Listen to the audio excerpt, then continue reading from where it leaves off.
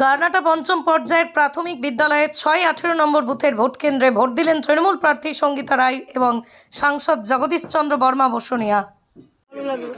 প্রথম প্রার্থী হচ্ছেন এবার এমএলএ ইলেকশনে, কি উত্তেজনা কিরকম হয়েছে? আমি তো প্রথম প্রার্থী, আজকে বিধানসভার কেন্দ্রে প্রার্থী হয়ে নিজেকে সেলিব্রিটি মনে হচ্ছে।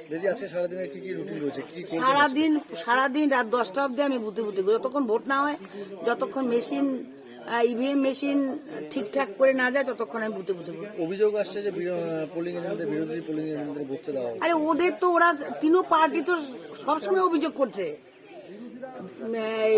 কংগ্রেস বলুন, ফরওয়ার্ড ব্লক বলুন আর বিজেপি বলুন, এদের কাজই হচ্ছে অভিযোগ করা। 100% আশাবাদী, এটা নতুন করে বলার কিছু নেই। আমরা সর্বোচ্চ রেকর্ড ভোটে সিধাই বিধানসভা উপনির্বাচনে জয়ী হব। সমস্ত বিরোধীদের জামানত বাজেয়াপ্ত। দাদা, বিরোধী দলের এজেন্ট দেখা যাচ্ছে না, তাদের বিরোধী দলের এজেন্ট দেওয়ার দায়িত্ব তৃণমূল কংগ্রেসের না, সেটা তাদের দলের ব্যাপার। তারা যদি এজেন্ট খুঁজে না পায়, নিশ্চয়ই আমরা তাদের এজেন্ট খুঁজে দেওয়ার ব্যবস্থা করব না। তাদের দায়িত্ব তাদের নেতা শুভেন্দু অধিকারী আছে, তাদের নেতা সুকান্ত আছে, তাদেরকে বলুক তারা এজেন্ট বসায় দেবে। আমাদের তৃণমূল কংগ্রেসের দায়িত্ব নয় তাদের এজেন্ট খুঁজে দেওয়া। সারাদিন আজকে কি কাজ রয়েছে? সারাদিন আমি প্রত্যেকটা নদীর ওই পারে, আমি 12টা অঞ্চল আছে, সেখানে আমি প্রত্যেক বুথে যাওয়ার চেষ্টা করি। ভোটে জিতলে প্রশাসক হিসাবে কেমন কাজ করবেন সঙ্গীতা রায়? কি অবশ্যই ভালো কাজ করবেন, কারণ তার কাজ করার অভিজ্ঞতা আছে।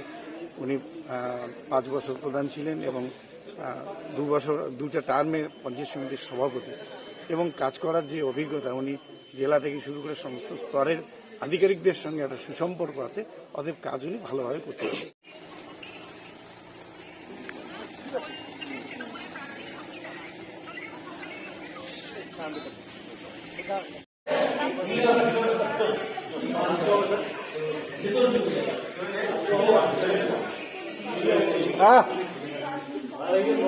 আমারও সেম হয়েছে সিগন্যাল।